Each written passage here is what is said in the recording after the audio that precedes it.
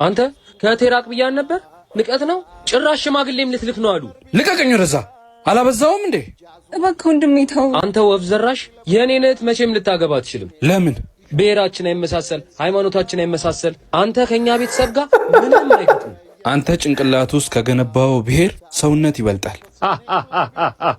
ኒያንቺ ቱሪናፋ ለቀቀኝ አልሄድም እዛ ቤት ተመልሼ አልገባም ምን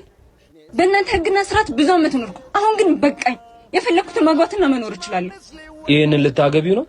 አዎ አገባዋለሁ ስትፈልጉ ደስታዬ ላለመገኘት ትችላላችሁ